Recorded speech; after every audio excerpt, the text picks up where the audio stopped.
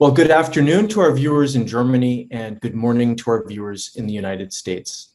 I'm Steve Sokol, the president of the American Council on Germany, and I'd like to welcome you to our weekly Kaffeepause. As our regular viewers know, each week we check in with a Berlin-based journalist to measure the pulse and hear about the stories shaping the headlines in Germany. But on the heels of Chancellor Angela Merkel's visit to Washington, D.C., we thought we'd do something different. We thought we'd check in with a German journalist based in Washington. And today we're joined by Annett Meiritz, the U.S. correspondent for Germany's leading business, trade, and finance daily, the Handelsblatt. She covers Washington, and previously she worked as parliamentary correspondent for Germany's leading news portal, Spiegel Online, based in Berlin. Annett, herzlich willkommen. Thanks for having me. Well, it is great to see you, and I'm delighted that we're able to have this conversation today. But before we talk about the Merkel visit, I think we have to talk about the big story that was unfolding in Germany while Chancellor Merkel was in the US, namely the catastrophic flooding in Western Europe, which has killed over 180 people. Germany has been particularly hard hit by the flooding. And yesterday, Chancellor Merkel visited the town of Schuld in the western state of Rhineland-Palatinate. In a news conference, she said, quote, "The German language knows hardly any words for this devastation," end quote. And I think any of us who have seen the images have been shocked and horrified by the kind of damage that the flooding has caused. But Chancellor Merkel also added that her government would, quote, "counteract this natural disaster in the short term, but also in the medium term and in the long term."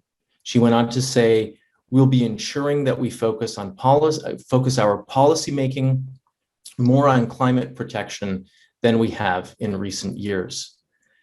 So, Annett, maybe let's start by talking about the flooding. What have you been hearing from colleagues, from family, friends in Germany about the devastating flooding? Yes, of course, I feel the same like everyone in the US and Europe seeing those pictures. It's just horrifying. And the most horrifying thing for me is that we still don't know how many people are actually, there are hundreds of people still missing. So we will probably won't know for weeks how many people actually tragically died in these floods. This morning, I got an email from my employee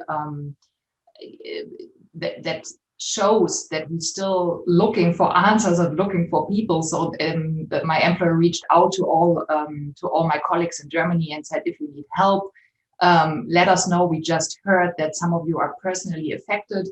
But just to clarify, the headquarters of my company is in Düsseldorf, so it's close to the region that was flooded. And that means like 4 days after this catastrophe, it's still not clear who's affected, how many people are affected. And seeing those pictures is another thing that strikes me. It's kind of a moment of bipartisan politics. I mean, we saw the picture of Angela Merkel holding hands with Malu Dreyer, who's from the SPD. And so this is, it shows to the cameras and to the world that in theory, the election campaign doesn't matter right now. Of course it is, and we will talk about this later. And one last thing that is going to be interesting and maybe very interesting for the US audience, the debate on the causes is of course circling around climate change. But right now it changes a bit on the lack of disaster control in Germany. I mean, here in DC, I get an alert every time when there is a little flood or just a small flooding or maybe a tornado and it never comes, which is a good thing. But in Germany, the disaster control system, the warning system, is much worse. So the digital side of this thing, how to prevent catastrophes like this, with building more stable houses, with warning people so they can leave their house on time. This is going to be a huge thing, I think, for the next couple of days. It's interesting that you bring that up because I was listening to Deutschlandradio earlier today, and there were a couple of interviews with mayors, but also with state representatives from North Rhine-Westphalia and Rhineland-Palatinate, the two states that have so far been the hardest hit, as well as some parts of Bavaria. And they were talking at length about the warning system that is in place, but that it's just not good enough, not loud enough to make people aware of the danger. And one of the things that they were saying is that the sheer volume of the storms drowned out the volume of the warning systems. And so there were a lot of people who didn't even hear the warning systems. So, undoubtedly, you're right. And that will be an important topic moving forward for discussion. Yeah. And just to add on this, I mean, we had like the picture of like the reputation of Germany as someone who's innovative and who, gets crisis done. This really changed a bit in the pandemic. And from my gut feeling, this might going to change as well a little bit more with the crisis management of this flooding. Undoubtedly. So I thought your point, though, about bipartisan politics was interesting, because I think that a natural disaster like this is a reminder that there are challenges out there that face that face communities, regardless of what your political affiliation might be. And certainly something like these floods, something like this kind of a disaster, hammers that home. And it was indeed interesting. And I know that there was a lot of activity on Twitter about it, to see the Christian Democratic Chancellor Angela Merkel taking Malu Dreyer, the Social Democratic Minister-President of Rhineland-Palatinate, by the arm and walking with her in a sign of support, in a sign of solidarity. And that was certainly something that blew up over the weekend on Twitter. And yet, it kind of made a lot of people say, we're going to miss the Chancellor when she's gone, because she knows what to do and when to do it. How do you read sort of responses to the Chancellor's statement yesterday at the press conference in Schulz, and these kinds of images of her? Well, if I just imagine that, I mean, last week Angela Merkel was in Washington, and I just imagine asking her that question and how she would react. And probably, as we all know her, she would react with a little bit of dry humor, saying, "I'm sorry, there's a cat here." With a little bit of, she's not the super emotional kind. And she would probably say, well, Malu Dreyer, I just took her hand because it was the right thing to do, and I didn't even think about it. So, but of course, after 16 years in the Kanzleramt, in the Bundesregierung, she knows exactly what kind of pictures this situation is going to produce. And I think compared to her potential successors, Armin Laschet and Olaf Scholz, or Annalena Baerbock, maybe is an exception on this. People just got used to Angela Merkel, and she was, like, in recent huge crisis, she was always the voice of calmness, being rational. People appreciated that she's a scientist. And in a situation like this, it's similar to Biden a little bit. She, like, probably people see, okay, we can relate on what she's saying. She's going to make rational decisions. And a picture like this shows a little bit of compassion, which she sometimes lacked in the last 16 years. And I think the combination of those two things, this rational thing and the emotion, is something, it's just a very important signal. And compared to this, we had another reaction from her potential successor, Armin Laschet, who was filmed laughing, standing behind Frank-Walter Steinmeier. We can talk about this a little bit, but it just shows that, of course, the election campaigns don't stop just because we have a catastrophe here. Like, quite to the opposite, it's getting more mean, it's getting more polarized, and every picture and every face expression is going to be interpreted if it's wrong or not. And so this is something that maybe distracts a little bit from the real issue here. Well, I'm happy that you brought this up, because I did want to ask you sort of about the political dimension of all of this. And one of our viewers has also posed a question. Obviously, Germany is going to the polls in what will be a historic election in just 2 months, and a natural disaster like this can have political consequences, as we've seen in Germany before. I remember images of Gerhard Schröder in rubber boots visiting flood damaged parts of Germany in the run-up to an election as well. And so what we're seeing here is on the one hand, yes, Armin Laschet being caught on camera laughing and almost making light of the situation, even though really disaster struck. At the same time, German finance minister and Vice Chancellor Olaf Scholz from the SPD took full credit for a 300 to 400 million euro emergency aid. And so the candidates are making this political, even if it is a bipartisan moment, as you described it. And so I guess one of the questions that I would have as far as Laschet is concerned is while the images of Laschet might not derail his campaign, they've certainly left a bad taste in a lot of people's mouths. And there's a lot of concern about whether he can really lead.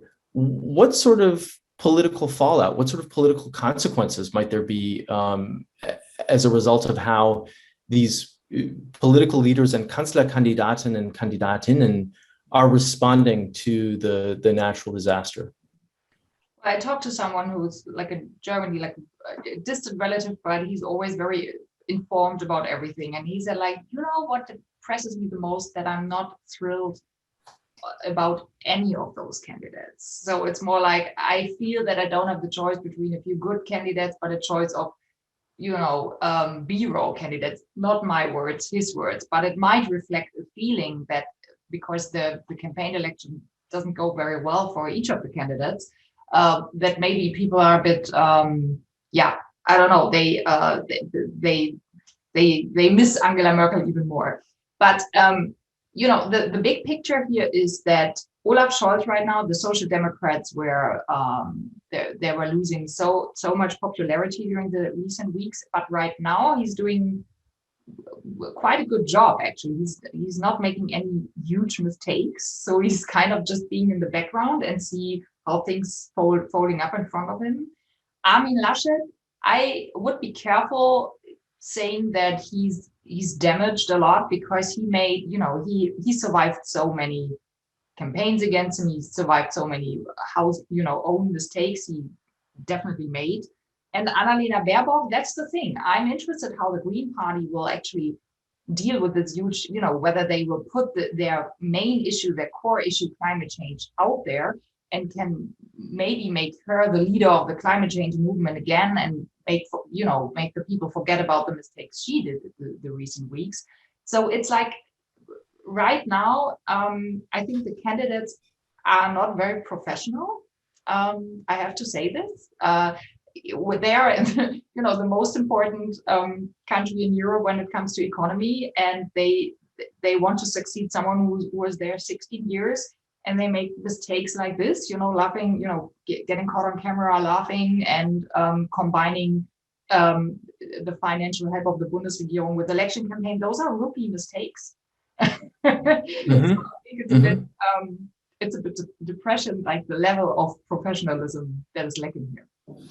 I think it took a lot of people by surprise, and certainly seeing that footage of Laschet standing in the background while Steinmeier was speaking very seriously about the disaster and about recovery. And it seemed like Laschet was sort of making light of it or laughing at some other joke and not taking the situation seriously, was quite surprising. But I guess one thing that's been sort of missing for me is that if, as the Chancellor said, if the focus needs to be on policymaking in the future that addresses climate change, that tries to protect the environment, I'm sure that a lot of people are asking, well, why hasn't this happened already, right? I mean, this is not a new topic. So how could Germany have been so taken by surprise? Do you see any fallout for the Grand Coalition, for the sort of established parties and politicians that they've not done anything yet, and that it takes a disaster like this to motivate action or greater action?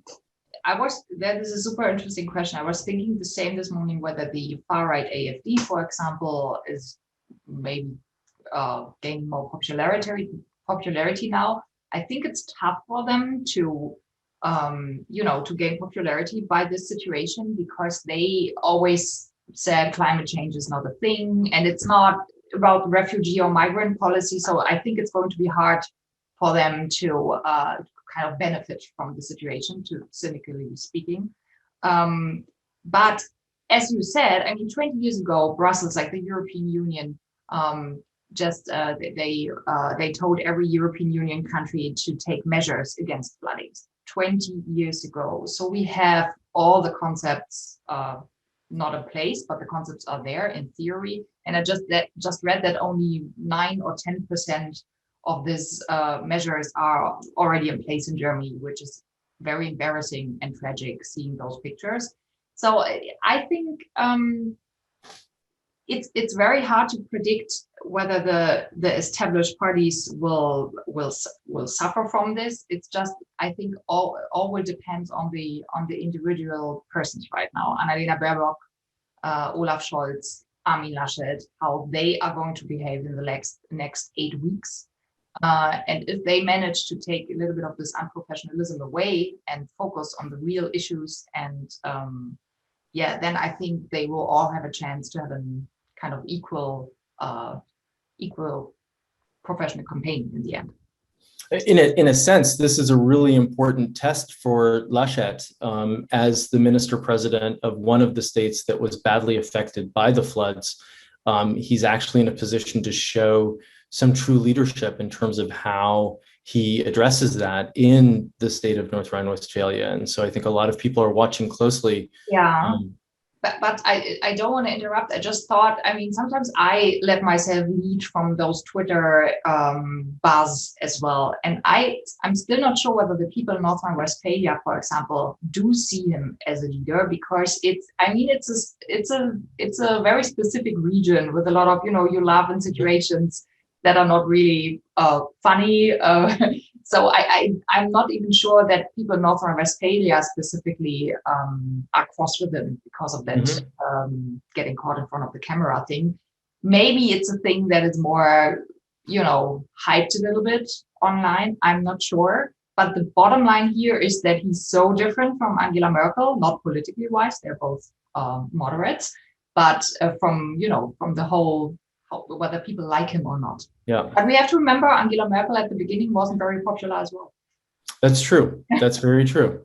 So coming back to Angela Merkel and her visit to Washington, we can certainly stick with climate for just a minute, because one of the things that came out of the visit was a new climate and energy partnership that President Biden and Chancellor Merkel signed off on last week.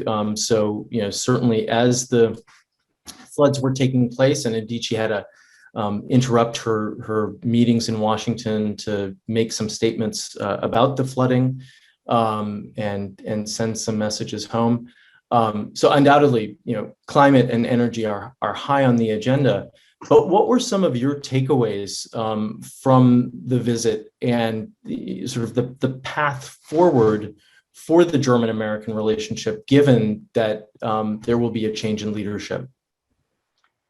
Yeah, the thing is, I'm still not sure whether it really was a path forward, because I was a bit surprised by, not surprised, but it's, they, both sides, the White House and the Bundesregierung, they emphasize things that used to be taken for granted.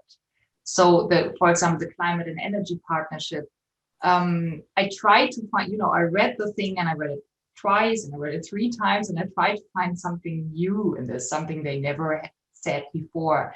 But it was more a statement on, or the Washington Declaration. That was the second paper that came out of that meeting. And it was, clearly it was a signal of friendship and of underlining in the personal friendship with Biden and Merkel as well. But it just showed to me how far the US and Germany were actually apart during the Trump years. So they had to emphasize things that used to be taken for granted. And now they put it out in a Washington declaration and see, wow, that's the values, that's the goals that, these are the goals that unites us. But those are not necessarily new goals. It's just something they have to put out there to show that the transatlantic friendship is back. But on the other hand, I don't want to be too cynical here, because of course it's important that you see two of those world leaders together and, you know, seeing this personal friendship unfold in front of the cameras. That was just an important signal. But still, on the, you know, the big conflicts, Nord Stream 2, the travel ban, which is super important for my readers, which are, you know, economy leaders,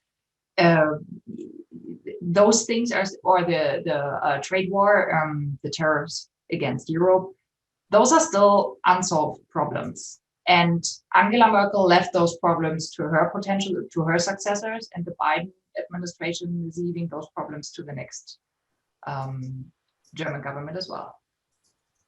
So you sort of feel like we're really kind of treading water right now, and just as much as when Biden traveled to Europe for the various summits, the G7 summit, the NATO summit, the US-EU summit, and talked about America being back, that the Merkel visit was a way of underscoring that a little bit as well. Yes, and I think it's, of course, America is back, and they're doing their best. The Washington is doing its best job to show the world that they are back on the world stage. Just this morning, but all I'm saying is that the other side, sometimes the European Union, is a little hesitant to adapt to that approach. And just this morning, the White House gave out a new alliance against Chinese cyber attacks. And what was very interesting that the White House was super clear that this is an alliance, a cooperation, a coalition of the EU and the US, the Five Eyes states against China. The EU, when you saw the statement from the EU, it was a little bit more hesitant. It was, yes, okay, we are going to stay, you know, side by side with the US, but this is not an alliance. This is not a cooperation. Mm-hmm. And so we already see that the US is taking the lead, or trying to take the lead. But the realities in the rest of the world have changed. And so sometimes they are not really on the same page when it's coming to the speed of the actions or the broadness of the actions. I think that's an important point, and certainly one that we've been making at the ACG for a while now. You know, when there's all this talk about America being back, the environment has changed. The situation around us has changed. The challenges, many of them are constant, but even in their nuances, they've become a little different in the process as well. And so, you know, it's important, I think, on many senses, to have this recommitment to common values and to common goals. But it seems, at least to me, that this needs to be buttressed with a foundation of what are the issues where Europe and the US can actually work together and move forward. And you've highlighted a couple of areas where there's still dissent and where we've not come closer together. I have a question, though, from one of our viewers that ties in with your point about China. And I was texting her to see if she wanted to ask the question herself, but I've not heard back. So let me read it to you, just a second. The US press focused on Merkel's more moderate tone regarding China compared with the US's more aggressive posture. Does the German press also reflect this relative German/European dovishness vis-a-vis China? Or is today's news about the European and even NATO joining the US in accusing China of cyber attacks on Microsoft a sign that Europe is hardening against China? That is a great question, because that's the same question I tried to discuss with my editor this morning, trying to find out what kind of commentary or op-ed piece we're going to write. And it's such a tough question to answer, because so far the German government itself didn't really it didn't really make a big, they didn't make a statement so far on this whole thing. We only have a EU statement, like a European Union statement. What I read from this paper, I read the White House paper and the paper from Brussels, is that there's still, the approach is similar, that they both can agree on that there are Chinese cyber attacks. This is nothing new, but it's a signal, a transatlantic signal, EU, NATO, USA, that they're going to have joint forces just on a diplomatic, on the diplomatic side against China. So they call out China. But when it comes to further measures, the White House said we might consider further measures, which probably means sanctions. You don't read anything of sanctions or further measures in the in the EU paper. So we see a difference there already. I think what you see here is that the EU is, they want to show the US that they are on the same page. So this signal was very important for Washington, that the EU is on board and the NATO. But on the other hand, when it comes to the specific details and when it comes to the specific, what are we going to do with it? What are we going to do against China's cyber activities? There's a lot of difference there going on and still going on, and you can see it already. Absolutely. I think that this is going to be one of the topics that really dominates our relationship, our transatlantic relationship in the years to come. And certainly it's going to be a topic that all of us are focused on.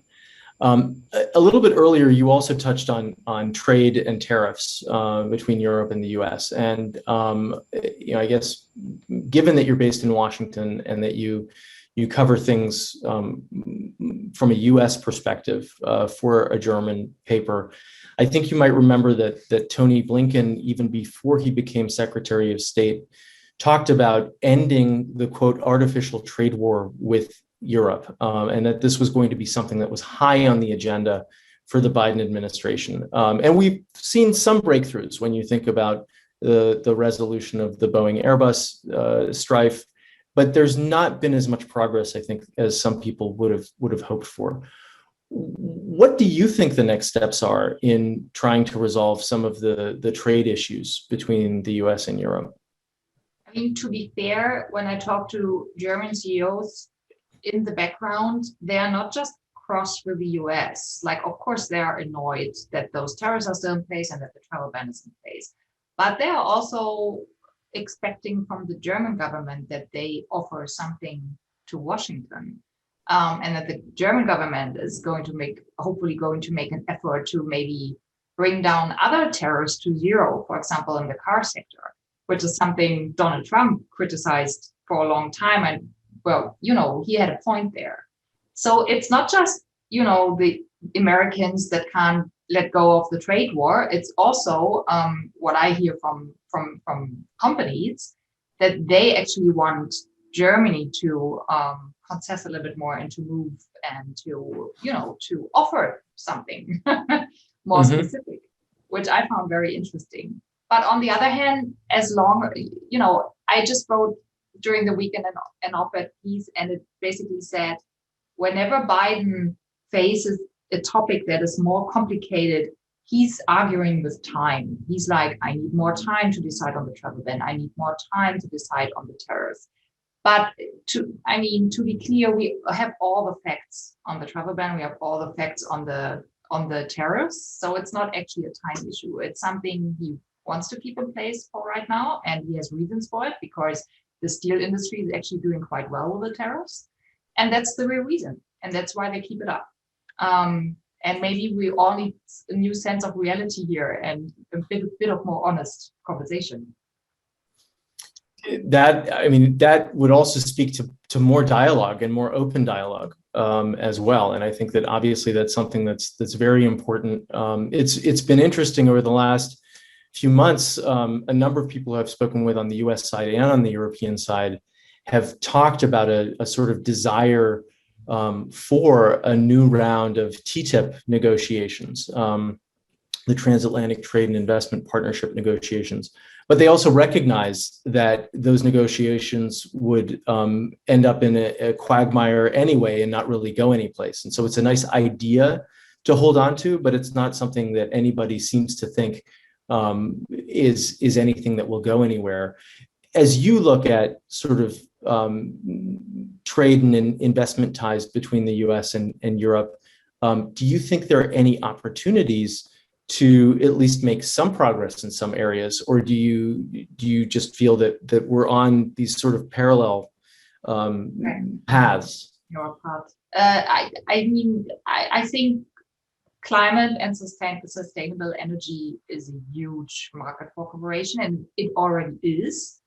I just talked to a company from Germany and they said, oh, we actually need a cooperation like Pfizer, BioNTech with the COVID vaccine. We need, huge companies coming together on sustainable energy and climate protection. And then we both have a, win-win situation here. But it all depends whether Joe Biden is actually able to implement the climate change measures he promised.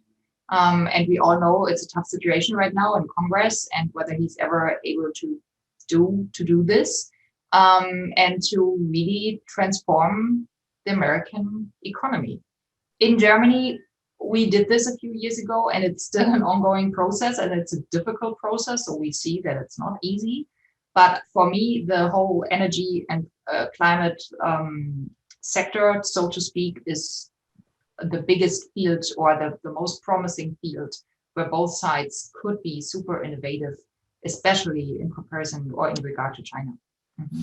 Well, and I think that raises an interesting point, both your observation, but also the observation of the person that you were citing.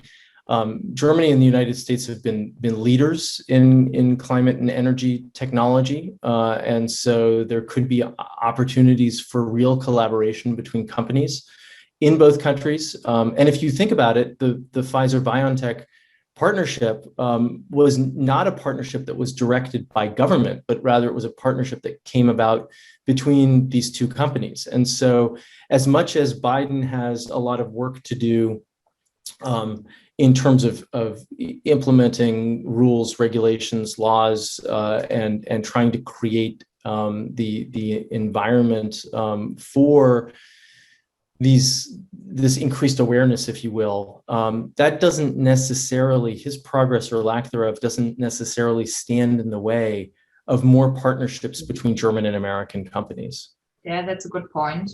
The economy and the industry in so many points never waited for politics to move, because they know that elections can change everything. So they're in many areas quicker than the processes in Washington. That's right. Sometimes they're more agile and can move more quickly. Well, Annett, I want to thank you so much for taking the time to have a Kaffeepause with us today and to talk about these important issues. It was terrific to get your insights both on Merkel's visit to Washington, but also on some of the implications that the flooding in Germany is having, both on the country, but also on the political landscape. And so I want to thank you again for joining us today and for this lively conversation. Thank you for the great questions.